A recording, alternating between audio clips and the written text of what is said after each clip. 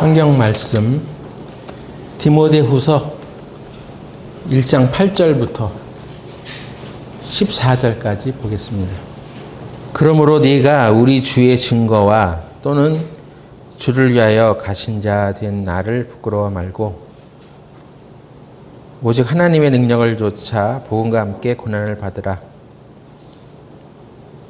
하나님이 우리를 구원하사 거룩하신 부르심으로 부르심은 우리의 행위대로 하심이 아니요 오직 자기 뜻과 영원한 때 전부터 그리스도 예수 안에서 우리에게 주신 은혜대로 하심이라. 이제는 우리 구주 그리스도 예수의 나타나심으로 말미암아 나타났으니 저는 사망을 피하시고 복음으로써 생명과 썩지 아니할 것을 드러내신지라. 내가 이 복음을 위하여 반포자와 사도와 교사로 세우심을 입었노라. 이를 인하여 내가 또 이 고난을 받되 부끄러워하지 아니함은 나의 의리한 자를 내가 알고 또한 나의 의탁한 것을 그날까지 저가 능히 지키실 줄을 확신함이라. 너는 그리스도 예수 안에 있는 믿음과 사랑으로서 내게 들은 바 바른 말을 본받아 지키고 우리 안에 거하시는 성령으로 말미암아 네게 부탁한 아름다운 것을 지키라. 네, 여기까지 읽었습니다. 기도드리겠습니다. 은혜롭고 자비로우신 하나님 아버지, 오늘 우리가 이 자리에 함께 모여 하나님 말씀을 들을 때 그 말씀으로 우리를 깨끗게 하여 주시고 우리의 믿음을 성장시켜 주옵소서.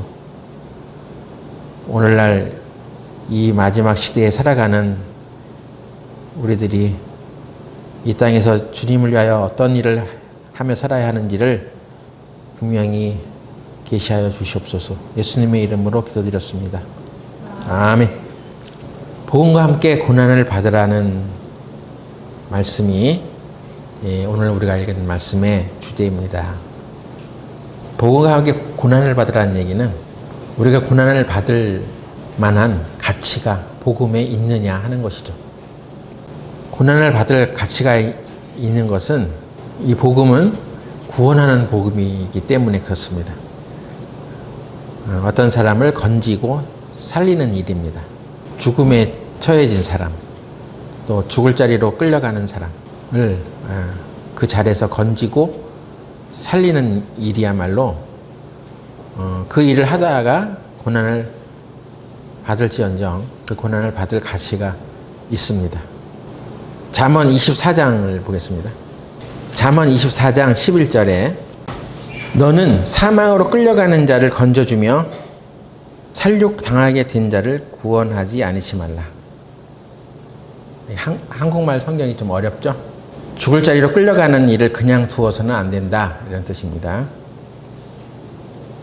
12절에 네가 말하기를 나는 그것을 알지 못하였노라 할지라도 마음을 저울질 하신 이가 어찌 통찰하지 못하시겠으며 네 영혼을 지키시는 이가 어찌 알지 못하시겠느냐. 그가 각 사람의 행위대로 보응하시리라. 어떤 사람이 죽을 수 있는 그런 처지에 있는데 그 사람을 보고도 이건 나하고는 아무런 상관없는 일이야.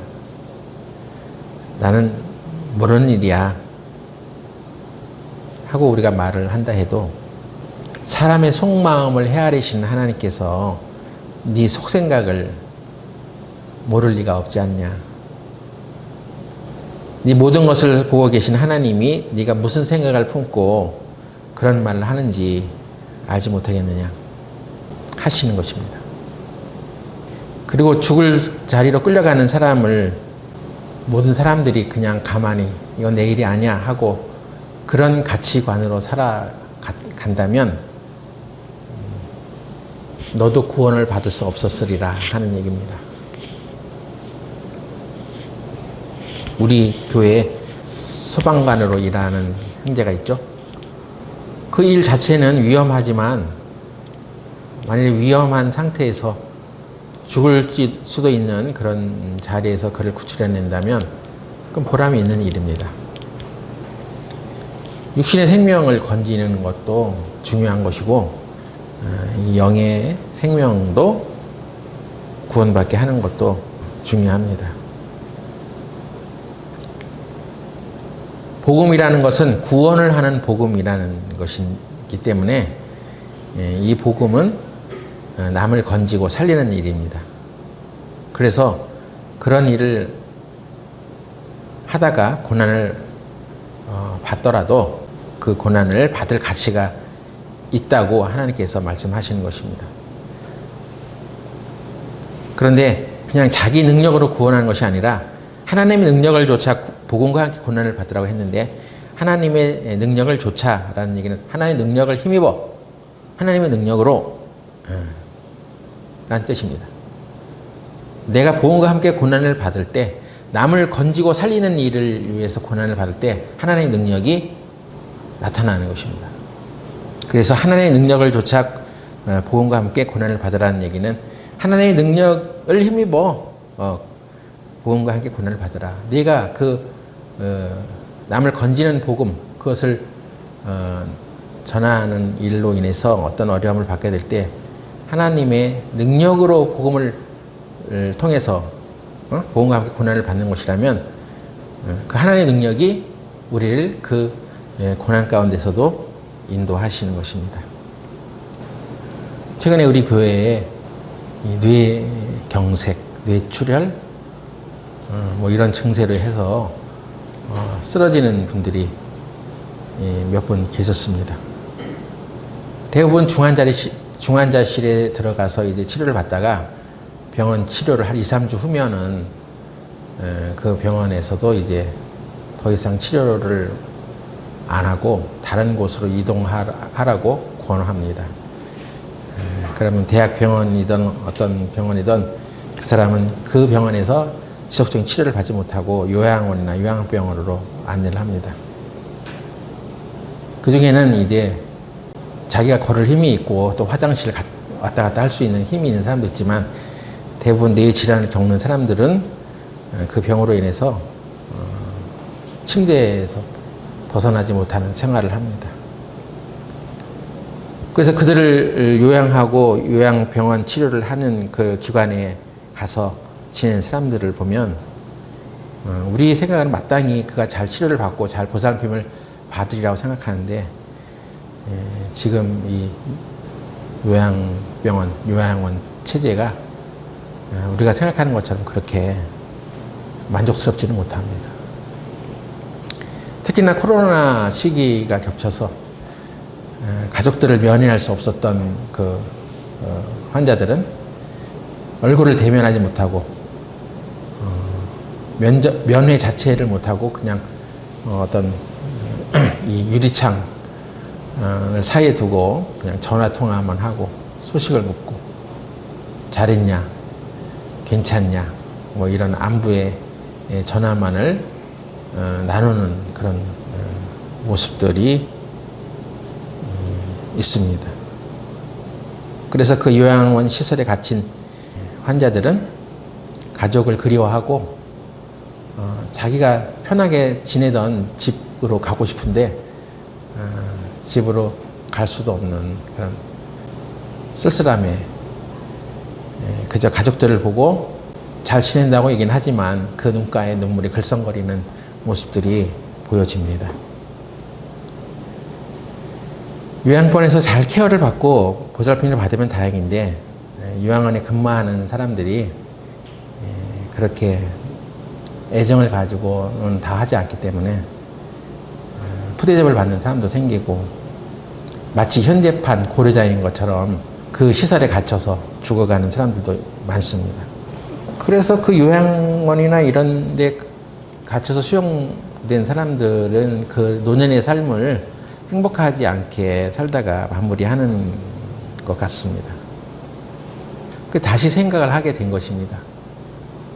그냥 무조건 거기 시설에 가둬놓고 우리 젊은 사람들은 먹고 살아야 되니까 그런 시설에 보내는 것도 어쩔 수 없지 않냐. 보통 요양원 시설에 우리가 보낼 때 경제가 뭐 넉넉해서 재정 상태가 좋아서 좋은 시설로 보내는 사람도 있지만 어떻게든 우리는 더 경비를 줄여볼까,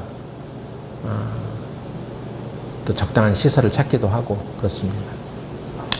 그렇게 쓸쓸하게 요양병원이나 요양원에서 이렇게 남겨져서 살다가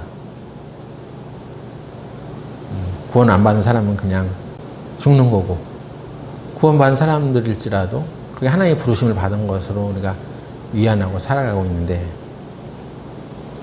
우리가 가지고 있는 이 복음이 무엇인지를 제대로 알지 못했을 때는 우리도 그런 데서 무방비하게 어떤 대책도 세우지 못하고 그냥 늙어서 병들어서 아무도 케어할 수 없으니까 그런 시설에 맡겨서 살아갈 수밖에 없지 않냐. 거기서 운명을 하는 게 타당한 거 아니냐 이렇게 생각이 들지만, 지금 우리가 가지고 있는 이 복음은 우리 영혼을 구원할 뿐 아니라 예수님께서 우리 영혼의 죄를 담당하실 때 우리 육체의 질병도 지고 가셨다는 이 엄청난 복음을 우리는 갖고 있는 것입니다. 그래서 사도행전 4장 29절에 보면, 주여 이제도 저의 위협함을 하감하옵시고 또 종들로 하여금 담대히 하나님의 말씀을 전하게 하여 주옵시며 손을 내밀어 병을 낫게 하옵시고 표적과 기사가 거룩한 종 예수의 이름으로 이루어지게 하옵소서. 이것이 바로 초대교회 제자들이 주 예수 그리스도의 복음을 전하는 일에 일어난 일들이었습니다. 그들이 입을 벌려서 하나님의 말씀을 전하지 못하게 하는 어떤 협박을 받았을 때 우리가 담대히 하나님의 말씀을 전하게 하여 주소서. 또 우리가 손을 내밀어 병을 낫게 하옵시고, 그 병을 낫게 하는 것이 여기에 다 들어있어요. 그것을 하나님께서 우리에게 담대히 할 수 있도록 해주세요 하고 기도를 드렸습니다. 이 병을 낫게 해주시라는 이 기도를 잘 보면 그냥 어떤 사람이 아픈데 그냥 병을 낫게 하는 이런 차원이 아닙니다. 정말 죽어가는, 그것을 인해서 잘 대접도 못 받고 이렇게 노년을 맞이하는 많은 노인들이 여러 가지 사정이 너무 많은 거예요. 사연들이. 물론 어떤 사람은 요양원 시설에 보내져서 더 오래 사는 사람도 있을 수 있죠. 그만큼 가족들이 충분하게 케어를 못했기 때문에 오히려 그런 시설에 들어가서 시설을 이용하는 어떤 것들을 통해서 혜택을 받을 수도 있습니다. 그런데 그게 사람이라는 것이 그냥 살아있냐? 이 평균 수명이라는 것이 있는데, 성경에서 우리가 말하는 평균 수명이 한 70년, 80년 되죠? 근데 요즘 뭐 80살, 90살까지도 사는 사람도 있을 수 있어요. 그건 사람의 평균 수명이고, 평균 수명이 길게 그렇게 잡았다고 행복한 건 아니잖아요. 건강 기대 수명이라는 것도 있답니다. 그 사람이 혼자 걸어서 활동하고, 화장실 자기 힘으로 왔다 갔다 하고, 밥도 자기 힘으로 해 먹을 수 있고, 건강 기대 수명이라는 것이 있는데, 건강 기대 수명은 그보다 더 낫다는 거예요. 그러니까 그냥 우리가 살아있다, 그냥 평균 수명으로 내가 좀 오래 살고 있다, 그게 행복은 아닌 거예요. 자식들한테 손 안 벌리고 남의 도움을 받지 않고 내가 내 몸을 움직여서 살아갈 수 있는 그런 것이야말로 진정한 건강이죠. 그러니까 그렇지 못한 사람들의 얘기들을 제가 지금 계속 살펴보면서 인생이 정말 그 가운데 죽음을 앞두고 있는 사람들이 너무 많구나. 그래서 결론은 건강해야지. 나는 병들면 안 돼. 이런 것이라면 하나님께서 우리에게 주신 이 복음이 의미가 없는 거죠. 복음을 깨달았어. 그런데 구원을 받았다고. 그런데 그가 말년에 그냥 힘이 없어서 남의 도움을 받고 장시간 한 10년, 막 20년 이렇게 그냥 누군가 이렇게 힘을 줘야지만, 붙들어 줘야지만 사는 그런 생명을 유지하고 있다면 행복하지는 않잖아요. 근데 다행히 우리가 갖고 있는 이 복음은 우리가 손을 얹어서 병을 낫게 하옵시며 하는 대로 우리의 병을 하나님께서 지고 가신 그 복된 소식이 거기 들어있기 때문에 굳이 아플 필요가 없는 거죠. 그러면 하나님께서 우리에게 주신 그 은혜로 주신 그 건강의 복을 우리가 누리며 살아가야 되지 않겠습니까? 그리고 병든 자들을 건져내면 되죠. 우리가 손을 얹어서 그 병을 낫게 하는 일들에 우리가 쓰임 받으면 되죠. 그래서 아픈 사람들을 향해서도 우리가 가진 복음이 자랑스러운 것입니다. 네?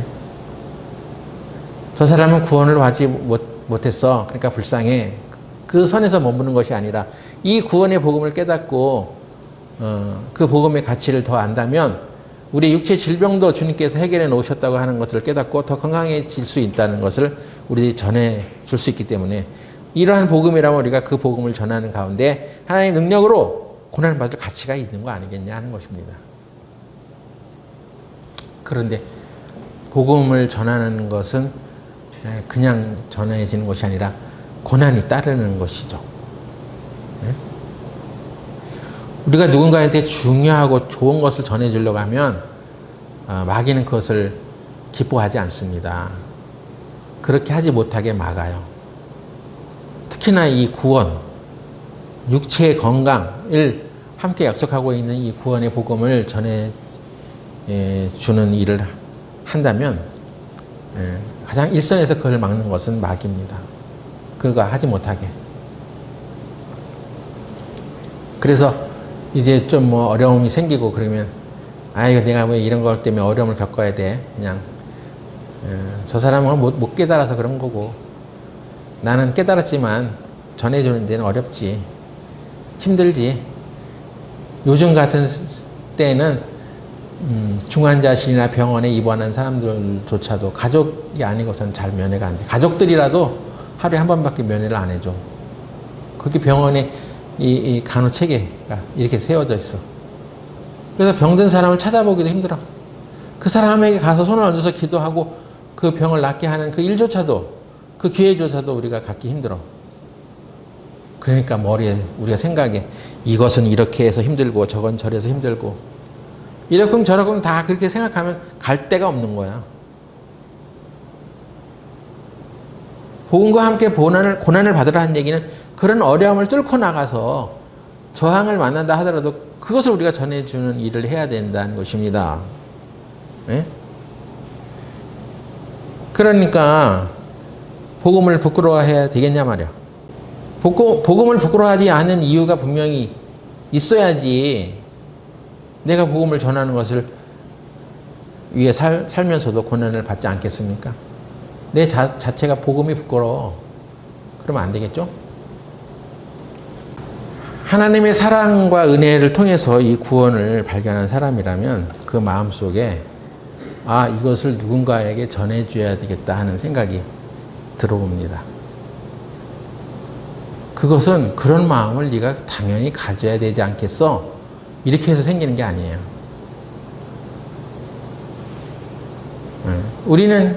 우리가 살아가는 가운데도 좋은 음식을 맛보게 되고 좋은 어떤 여행지를 보게 될 때 이것을 내가 사랑하는 사람한테 보여주고 싶고 먹이고 싶다는 그런 생각이 들지 않겠습니까? 그게 그렇게 하라고 누가 옆에서 코치를 해가지고 그렇게 되는 건 아니잖아요.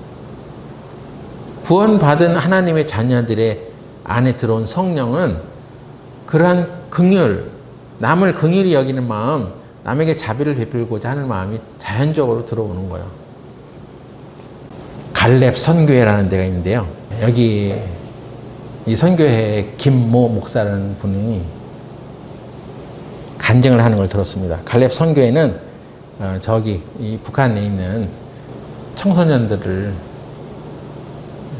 탈북 기회가 마련되어지게 하고 탈북하게 될 어떤 기회를 만났을 때 돕고 하는 그런 것을 주로 하고 있습니다. 그래서 지금까지 한 1000여 명의 탈북자들을 도왔다고 하죠.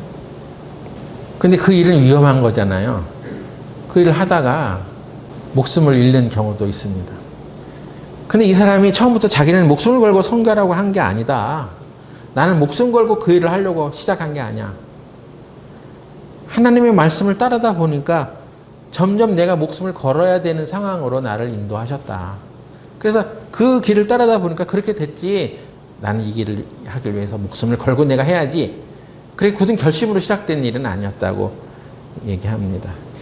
2000년쯤에 자기가 북한 선교의 뜻을 두고 두만강 지역을 이렇게 탐방하게 되었대요.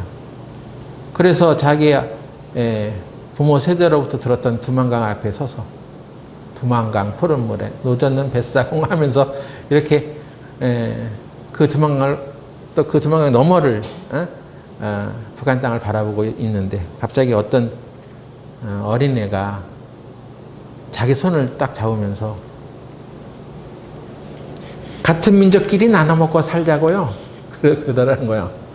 그러니까 얘가 그 두만강을 넘어서 북한에서 이렇게 넘어와가지고 그 중국 그 국경지대에서 막 이렇게 떠돌이 생활을 하는 것입니다. 그래서 꽃제비라고 하는데 손이 너무 안 씻어가지고 이 손이 거칠거칠하고 때가 꽉 껴가지고 굉장히 거친 손을 가지고 있었는데 자기가 보기엔 한 9살이나 됐나 이렇게 보여지는 어린애들이에요. 근데 애들이 너무나 못 먹고 커서 못 먹고 못 커서 실제로는 한 12살 이상 됐답니다.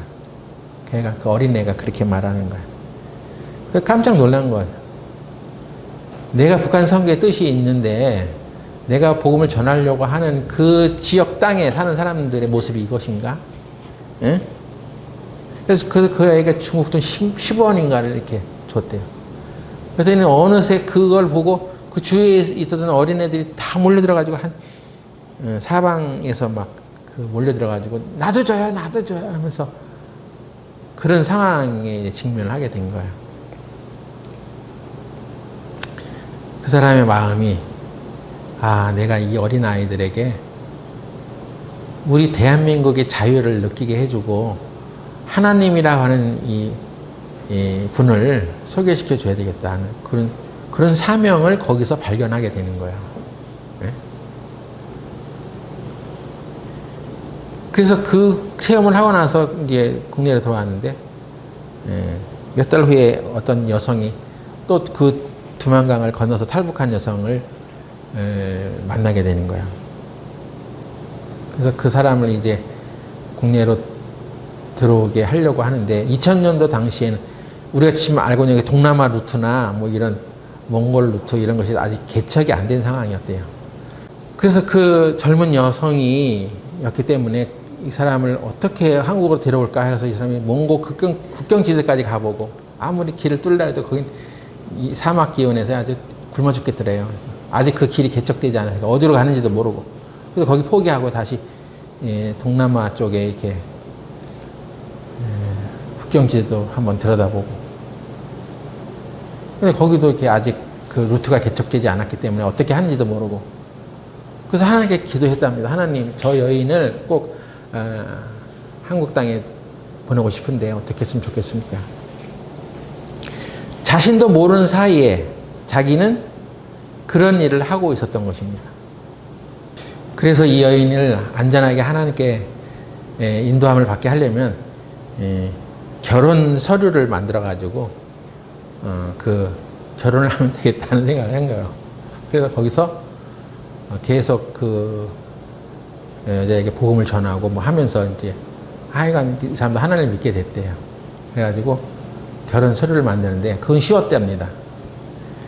그래서 이 결혼 비자를 위한 서류를 이제 만들고 이제 그 중국 거기 가서 이제 그 서류를 통과시키려고 하는데 한 300여 명이 이게 줄을 서 있는 거야. 그 서류를 받으려고 하는 사람들이. 근데 아무것도 없어. 자기는 중국말도 몰라. 이 여자도 몰라. 어떻게 그 면에서 그 면담을 해야 되는데 당신 이 사람과 결혼할 거야? 하면서 뭐 어떤 뭐 얘기를 해야 되는데 물음에 답을 할 수는 없는 거예요. 중국말로 할 수도 없고. 그러니까 자기 마음에 좀 안 되겠다 해가지고 점점 자기 순서를 뒤로 밀어가지고 저 끝에 섰대. 근데 아침부터 시작해가지고 이제 한 300명 되니까 오후 5시쯤 되니까 이제 뒤에 5명이 남았던 거예요. 그때까지 아, 나는 도저히 이런 것을 할 수 없습니다. 여자도 포기하고 막 집에 가려고 하는데. 그때 이제 또 하나님께 기도한 거예요. 하나님, 하나님께서 도와주세요. 했더니 그 중국 그 관리가 시계를 딱 보더니 5시가 되잖아. 다 돼가니까 이 공산당의 중국 공산당의 업무 태도가 나오는 거예요. 공산당들은 지금 자기가 열심히 일해서 뭐 이렇게 자기가 받는 게 없잖아. 그러니까 5시 되면 자기도 퇴근해야 돼. 그러니까 시간 다 되니까 거기 5명 이리 와. 깜짝 놀라서 그러니까 5명 서류 내놔. 도장 꽝꽝꽝꽝꽝 5개 딱 찍어가지고 가. 이렇게 된 거예요. 그래서 중국말 한마디도 할 줄 몰랐고 어떻게 그것을 해내가 조마조마했는데 하나님께서 제일 자기들을 끝에 서게 해가지고 그 나머지 5명 그냥 도장만 받고 그 서류가 통과된 거야. 그래가지고 그 비자를 받아가지고 한국에 데려왔답니다.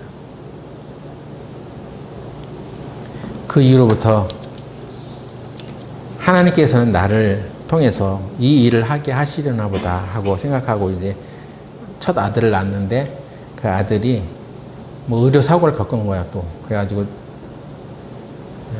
뇌 병변이 일어났어. 뇌가 좀 이상이 생겼어. 그래서 목에 기부스를 하고 살아가는데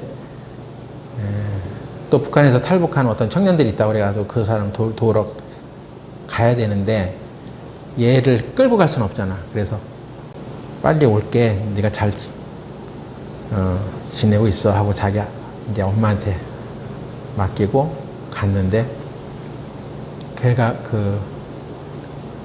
그날 이제 밥이라도 많이 먹어라 하고 좀 보통 때보다 이제 밥을 많이 먹였는데 그게 이제 이렇게 토한 거죠. 그래서 토사물이 기도에 들어가지고 그 애가 죽었어요. 첫째 아들이 죽었어. 그래가지고 나는 남의 자식 살리려고 이 일을 하는데 내 자식 죽였네 하고 하나님을 이제 원망했답니다.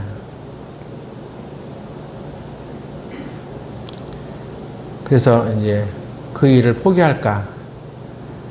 하나님 나에게 왜 이렇게 어려운 시련을 주십니까? 하면서 이제 그 힘을 잃고 있었던 차에 그 아내가 그래도 북한에 있는 사람 실정을 잘 아니까 이 일을 더 잘 하라고 내 육신의 가정에 얽매여서 이 일을 못하고 시간 뺏기고 하는 것보다 하나님이 데려가시고 우리가 우리에게 더 집중해서 일을 하게 하는가 보다 하고 이제 그렇게 더 일을 열심히 그 일을 하게 됐답니다. 그래가지고 그 일을 하면서 이제 이 사람이 천안에서 목회를 시작하는데 천안에 이제 모임 장소를 마련하려고 하는데 돈이 없는 거죠. 이 탈북 사업이 돈이 많이 들고 하기 때문에 뭐 예배당조차도 이제 얻기 힘든 그런 상황이었습니다. 근데 거기 이제 그 어떤 지역에 택지가 개발되면서 이제 건물이 섰는데 그때 왜 자기가 그랬는지 모르고 가서 무슨 힘이 자기를 이끌었는지도 모르고 가서 이 건물 주인을 만나가지고 제가 이러이러한 사업을 이런 사역을 하는 사람입니다. 근데 지금 당장 예배당이 필요한데 여기 아직 분양되지 않은 건물 있으면 한 귀퉁이라도 좀 우리가 쓸 수 있게 해주시면 안 됩니까? 거의 그냥 거지처럼 말한 거죠.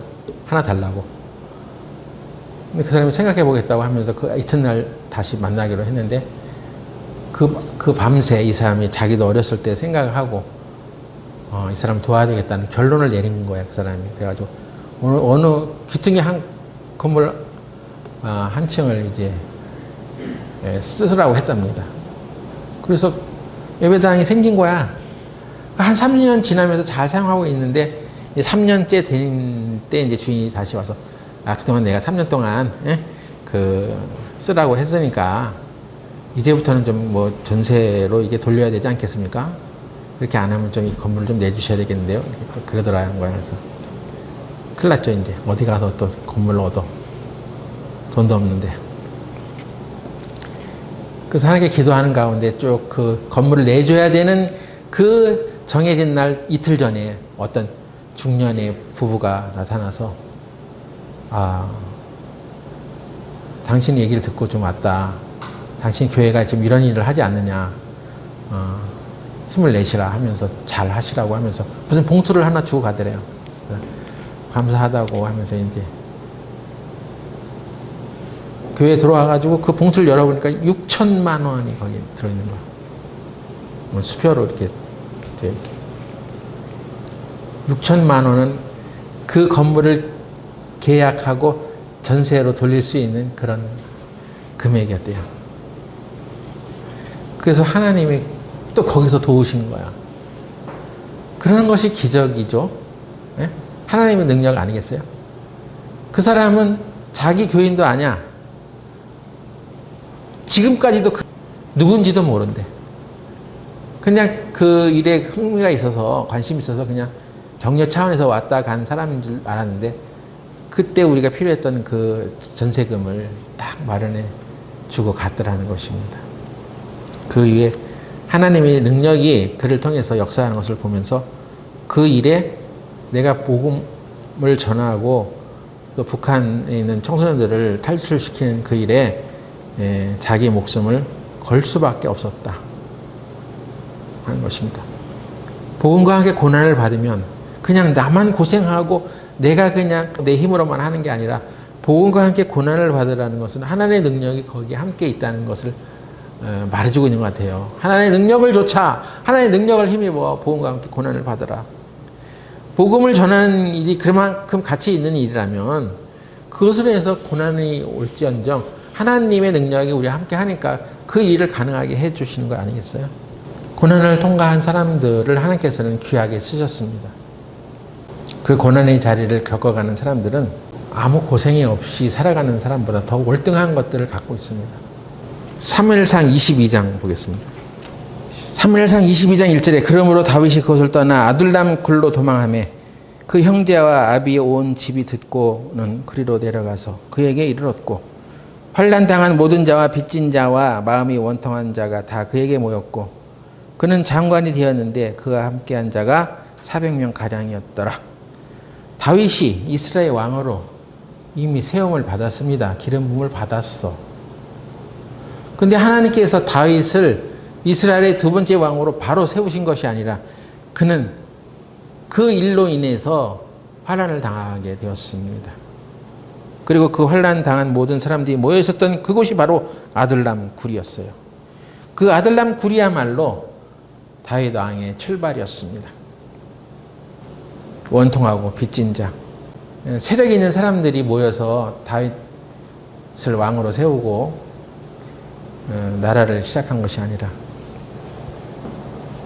다윗 왕이 출발하는 곳은 뼈저리게 힘들고 어려웠던 아둘람 굴이었습니다. 그때 모였던 400명가량의 이 사람들이 훗날 이스라엘 왕의 든든한 기초가 되어집니다. 하나님께서는 다윗 왕을 일컬어 내 마음에 합한 자라고 했어요. 그 뭐가 합한 모습이 있었길래 하나님께서는 다윗 왕을 내 마음에 합한 자라고 했겠습니까? 다윗 왕의 일생을 보면 고난으로 많이 다져진 사람입니다. 그리고 그의 일생에 잘못한 일들이 있었을 때 나단의 충고를 받고 다윗은 돌이켜요. 다른 사람의 충고를 받아들이는 사람. 보통 왕이 되면 내가 왕이야. 근데 뭐 내가 하고 싶은 대로 하는 것이 뭐 아무리 나랑 친한 사람이라도 나한테 뭐라고 하면 기분 나쁘잖아요. 주위의 충고에 귀를 기울일 줄 아는 사람이었던 것입니다. 이런 모습들이 하나님 보시기에 마음이 합한 모습 아니겠어요? 그 주위의 충고를 받아들이지 않고 교만하게 살다가 왕의 자리에서 쫓겨난 사람이 바로 사울이란 말이에요. 우리는 누구나 다 실수합니다. 그리고 생각이 부족해서 어떤 일들을 그르치기도 해요. 그런데 주위에 함께하는 사람들을 통해서 들려지는 주의 충고에 귀를 기울일 줄은 알아야죠. 그리고 자기와 함께 그 어려움 속에서 고생하는 그 주위의 400명, 환난당한 자, 빚진 자, 마음이 원통한 자, 그들을 전혀 무시하지 않았습니다. 그 함께하는 사람들을 신뢰했어요. 한 나라의 왕에 대해서 주위 사람들을 신뢰하지 않으면 뭐 독불장군이야? 저 혼자 잘나서 왕이 되는 거야? 하나님께서 이스라엘 백성들에게 왕의 제도를 백성들이 요구할 때 그 왕에게 이러이러한 것들을 가르쳐서 왕은 어떻게 살아야 하는지를 훈계한 적이 있습니다. 신명기 17장 보겠습니다. 14절에 보니까 네 하나님 여호와께서 네게 주시는 땅에 이르러서 그 땅을 얻어 거할 때 만일 우리도 우리 주위에 열국같이 우리 위에 왕을 세우라는 뜻이 나거든 반드시 네 하나님 여호와의 택하신 자를 네 위에 왕으로 세울 것이며 하면서 이제 그 왕으로 세움을 받을 때 그 왕된 자에게 어떤 것들을 가리키라고 하는 얘기가 있습니다. 신명기 17장 19절 그가 왕위에 오르거든 레위 사람 제사장 앞에 보관한 이 율법서를 등사하여 평생에 자기 옆에 두고 읽어서 그 하나님 여호와를 경외하기를 배우며 이 율법의 모든 말과 이 규례를 지켜 행할 것이라. 그리하면 그의 마음이 그 형제 위에 교만하지 아니하고 이 명령에서 떠나 좌로나 우로나 치우치지 아니하리니 이스라엘 중에서 그와 그의 자손의 왕 위에 있는 날이 장구하리라. 우리가 신명기 17장 19절에 평생에 자기 앞에 두고서 하나님의 말씀을 읽어라. 우리 모두에게 향한 얘기죠, 사실은. 그런데 구체적으로 지금 이 말씀은 이스라엘의 왕이 세워질 때 그 왕에게 부탁하라고 한 것입니다. 그 왕은 한 나라를 다스리는 임무를 가지고 있어. 왕이, 지도자가, 리더가 올바로 어떤 일들을 행하지 않으면 그 무리들이 올바른 어떤 결과를 만들 수 없어요. 그가 특히 평생에 자기 앞에 이 하나님의 말씀을 두고 읽어야 된다는 얘기죠. 왜? 그렇게 해서 뭘 어쩌라고? 결국은 교만하지 않게 하려고 했던 것입니다. 교만하면 끝장이다 이거야. 교만한 사람은 남의 충고를 받지 않아. 다른 사람이 뭐라고 올바른 말을 해도 들으려고 하지 않아. 우리가 성경을 가까이 하고 읽고 항상 자기 앞에 두어서 묵상하라고 했던 것은 그래야지 네가 교만해지지 않아. 교만해지면 하나님부터 오는 메시지를 못 받아. 여러분 교만한 사람이 하나님부터 오는 음성을 듣겠어요? 계시를 받지 못합니다. 그래서 한 나라의 왕이 하나님의 말씀을 듣지 못하면 이건 그 나라가 이제 힘을 잃는 거예요. 하나님의 배 사울의 뒤를 이어서 다윗이 왕이 되었던 것은 이런 부분에 의해서 하나님의 마음이 맞았다는 얘기죠. 왕을 세울 때 그 왕을 세워서 그 사람이 한 나라를 통치하게 할 때 그렇게 왕에게 이런 걸 얘기해줘. 하나님께서 왕은 교만하지 않아야 돼. 그러려면 성경을 가까이 해야 돼. 이걸 얘기한 거죠. 그러니까 하나님 마음에 들었던 것은 다윗이 교만하지는 않았단 말이에요. 처음에는 그 잘못을 가리려고는 했지만 그 친한 친구 같은 나단이 와가지고 그런 일은 잘못된 거 아니겠어요? 했을 때 무릎을 꿇는 거예요. 아, 내가 잘못했습니다. 교만한 사람이 되지 않으려면 평생에 자기 옆에 하나님의 말씀을 두고 읽어야 됩니다. 미국인이 가장 존경하는 대통령, 부동의 1위, 에이브람 링컨이라는 사람입니다. 그는 공식적인 교육기관에서 1년 동안 공부했어요.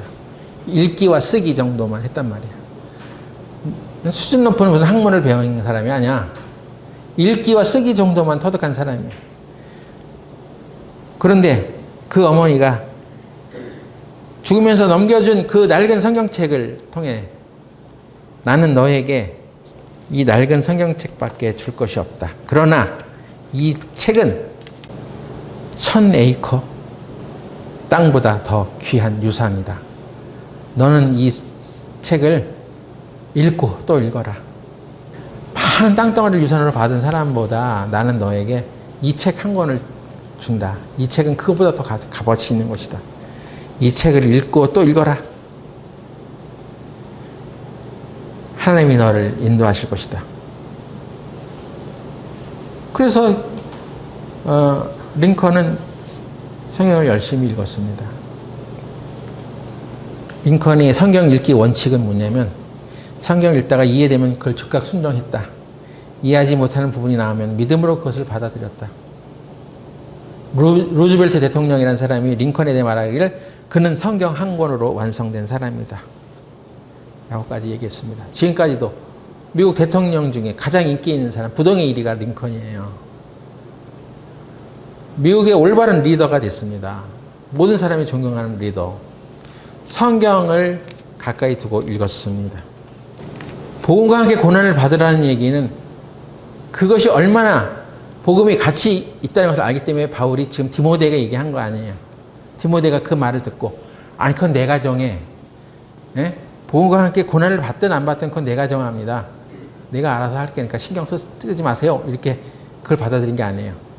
그 역시 디모데도 복음을 위해 자기 고난을 받을 만한 가치가 있다는 것을 분명히 알았기 때문이죠. 그래서 바울이 말하기를 디모데후서 1장 12절부터 보세요.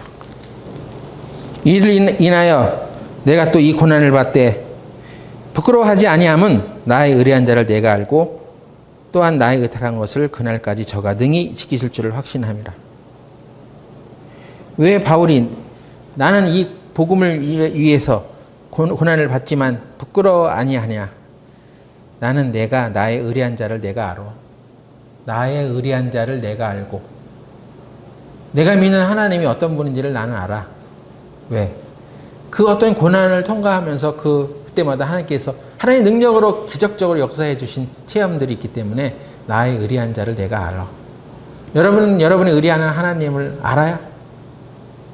내가 의뢰하는 것이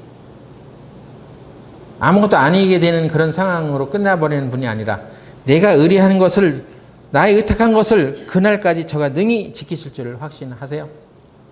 그게 확신해야지. 그게 확인이 돼야지. 예? 확실하게 믿고 있어야지 부끄럽지 않은 거예요. 내가 일시적으로 어떤 어려움을 경험할지라도 나는 내가 믿는 하나님이 내가 의탁한 것을 반드시 이루셔.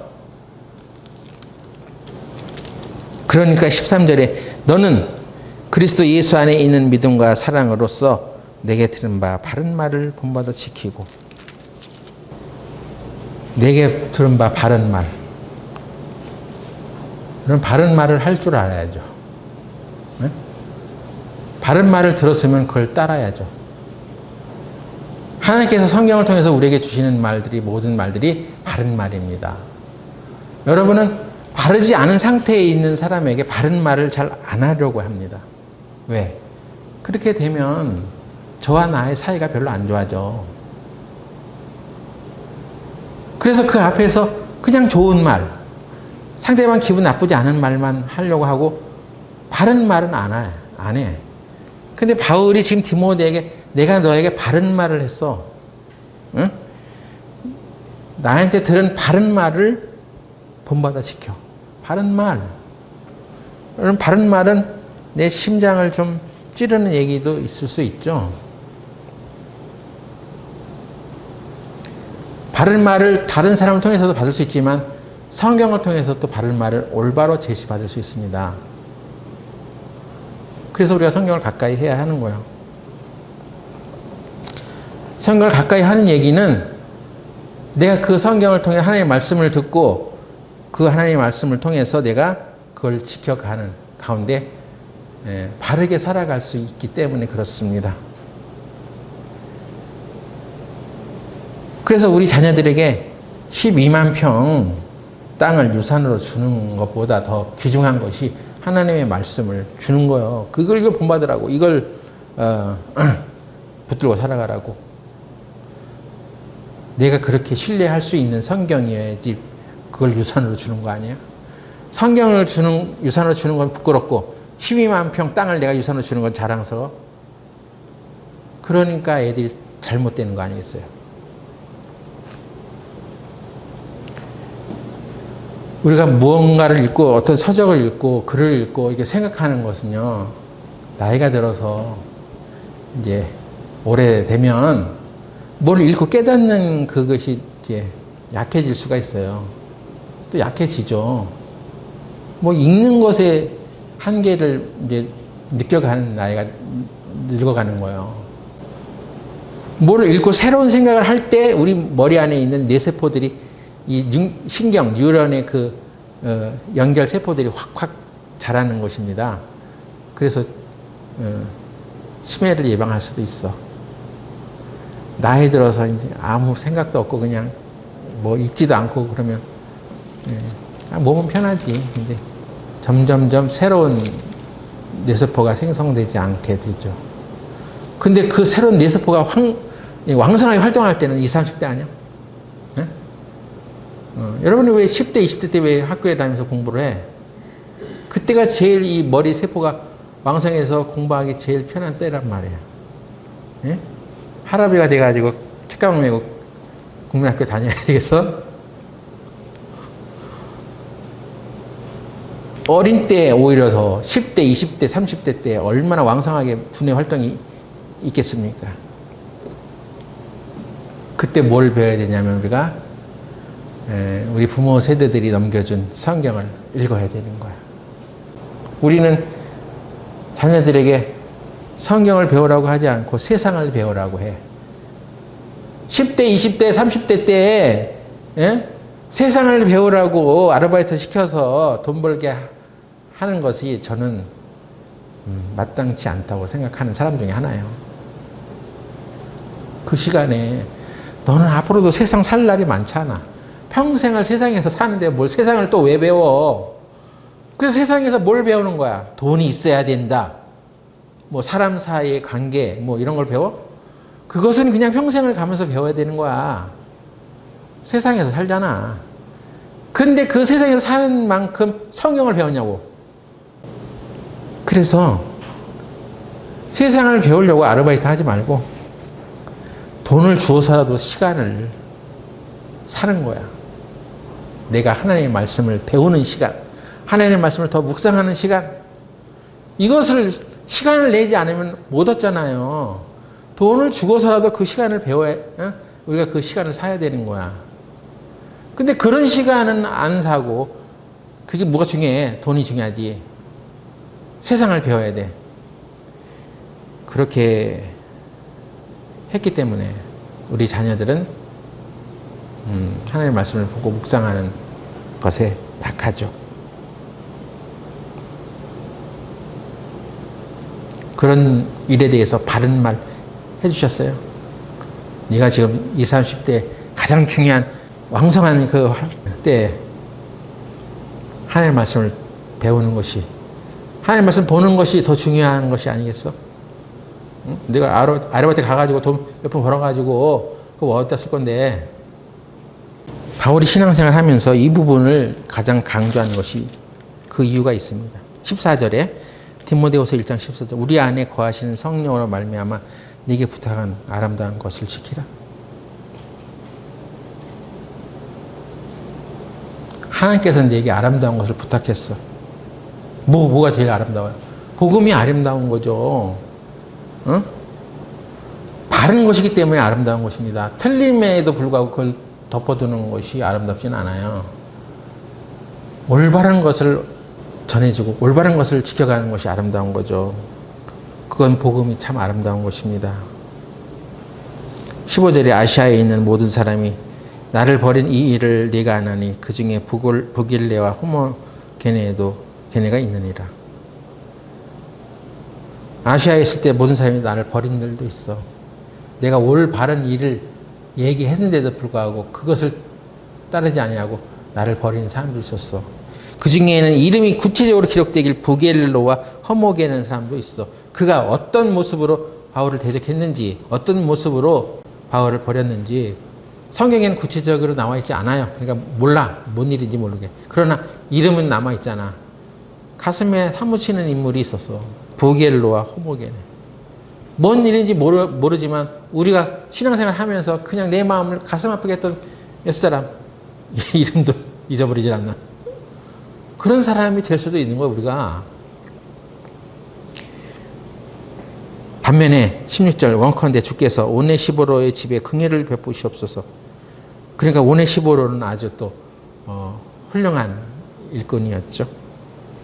저가 나를 자주 유쾌케 하고 나의 사슬에 매인 것을 부끄러워 아니하여 로마에 있을 때에 나를 부지런히 찾아 만났느니라.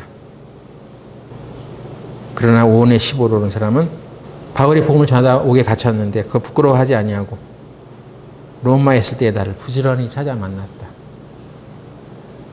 여기 부지런히라는 말은 그 횟수를 말하는 게 아니에요. 부지런히 말하는 것은 어떤 의도를 가지고 그 만나기 위해서 찾아왔다는 얘기입니다. 의도를 가지고 지금 다른 사람들은 복음 전하는 일에서 복음을 전하는 일 하다가 감옥에 갇혔어? 그럼 저 사람 때문에 나에도 좀 불이익이 있을 텐데 감옥에 안 가고 좋은 위치에 있으면 찾아갈 텐데 감옥에 갔으니까 눈치 보이잖아. 너도 뭐 그런 사람이야? 하면서 뭐 어떤 푸대접을 받을 수 있잖아. 근데 이 사람은 의도를 가지고 정확히 만났습니다. 자기 생활에 바빠가지고 바쁜 중에 그 일이 더 중요하다는 것을 분명히 알고 그 일을 위해서 살아간 거죠. 여러분은 너무 바빠요. 그래서 하나님의 일을 해나갈 수 없어.